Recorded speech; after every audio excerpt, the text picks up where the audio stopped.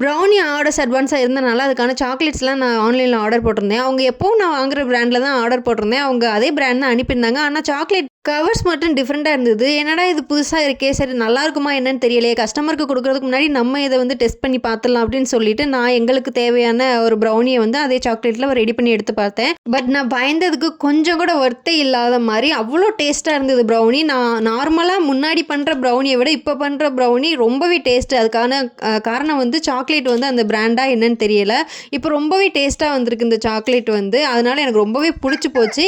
கஸ்டமருக்கு இந்த ப்ரௌனி ரொம்ப ரொம்ப புடிச்சு போச்சு. நல்ல ஃபீட்பேக் குடுத்துருந்தாங்க. எனக்குமே பார்க்க அவ்ளோ அட்ராக்டிவா இருந்தது. பார்க்கவே அவுட்புட் அவ்ளோ சூப்பரா ஒரு அந்த கிரிங்கிள் டாப் வந்துட்டு ஆரஞ்சு ஷேடும் இல்லாம, ப்ரவுன் ஷேடும் இல்லாம 2ம் கலந்த மாதிரி ஒரு ஷேட்ல வந்திருந்தது. பார்க்கவே அவ்ளோ அட்ராக்டிவா இருந்தது. உங்களுக்கே அவுட்புட் எப்படி இருக்கு அப்படின்னு சொல்லிட்டு தெரியும்.